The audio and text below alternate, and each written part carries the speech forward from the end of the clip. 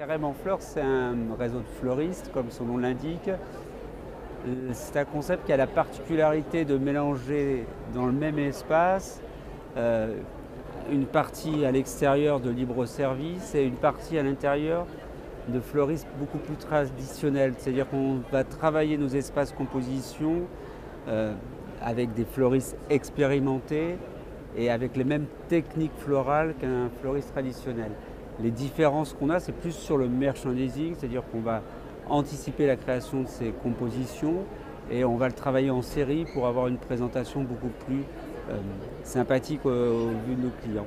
Donc on a cette particularité de faire un tiers de notre business à l'extérieur sur une partie libre-service avec des coûts peu élevés et à l'intérieur, maintenant ça représente le deuxième tiers de notre chiffre d'affaires sur l'espace composition, plus travaillé, à plus de forte valeur ajoutée pour nos franchisés.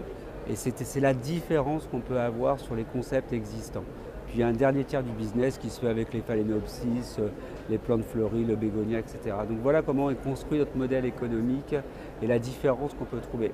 On a aussi une architecture commerciale différente. Elle a été inspirée des Jardins Alain Français. C'est un designer, Thomas Félix, qui a créé ce concept en 2006 maintenant. On l'a fait évoluer plusieurs fois et l'idée c'était de passer sur les Jardins Alain Français avec une implantation très carrée, pas de fleurs partout qui traînent, une offre très structurée. Voilà les différences de concept et la personnalité de Carême en fleurs.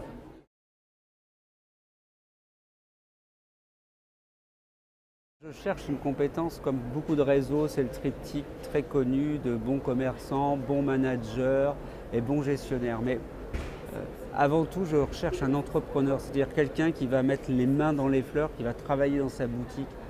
On ne peut pas monter un Carême en fleurs en croyant que ça va se passer tout seul, qu'on va ouvrir la boutique et que le soir on récupère la caisse. Ça, c'est pas du tout notre mode de fonctionnement. Donc il n'y a aucun investisseur chez Carême en fleurs. Il n'y a que des gens qui vont vraiment s'investir physiquement dans leur boutique pour faire réussir ce business. C'est vraiment important d'avoir des gens qui bossent et qui soient avec leurs équipes, au plus près de leurs équipes.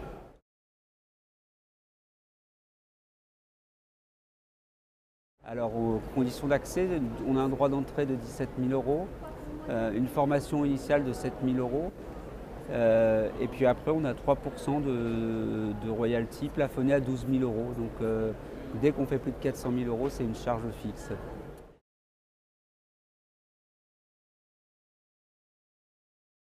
Alors, si on se place au point de vue franchisé, il faut avoir un partage de valeur. Ça, c'est important. C'est quand même c'est un mariage, la franchise. Le but, on peut parler du contrat, etc. Mais ce qui est important, c'est de partager des valeurs.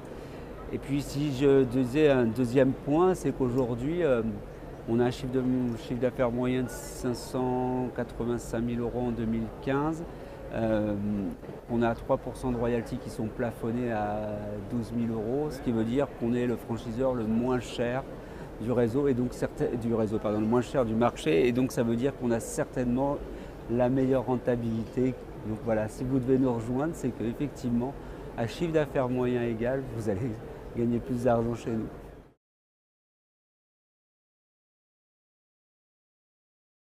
La première étape d'intégration, c'est d'abord se connaître, se rencontrer. On va avoir une journée d'immersion obligatoire. C'est la première étape qu'on va faire, c'est là où on va choisir. Moi, est-ce que ça me fait plaisir de vous intégrer dans mon réseau, et vous, est-ce que vous avez envie de travailler avec moi? La deuxième étape, c'est une fois qu'on a trouvé l'emplacement, de façon concomitante, on va essayer de vous former. On va pas essayer, on va vous former pendant 6 semaines. On fait une formation les mains dans les fleurs, j'insiste encore, c'est une dizaine de jours de formation théorique, et le reste des 6 semaines, on va vous apprendre à faire des bouquets, vous allez faire de l'arrivage, vous allez faire du ménage, vous allez servir des clients.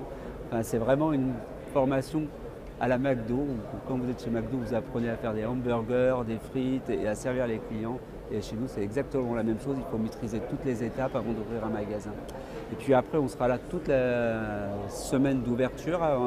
Il y a une animatrice qui vous accompagne toute la semaine d'ouverture, et on vient de façon très importante pour la première année, au moins 3 fois vous revoir, et puis de façon un petit peu moins importante sur les autres années. Après, on a tous les outils informatiques, le téléphone, un site intranet pour continuer à vous aider, à vous suivre. On a aussi un centre de formation. Mais on axe vraiment le suivi, le plus gros suivi, ça sera sur la première année parce qu'on sait que c'est là que le franchisé a le besoin que le franchisé a le besoin de plus d'assistance.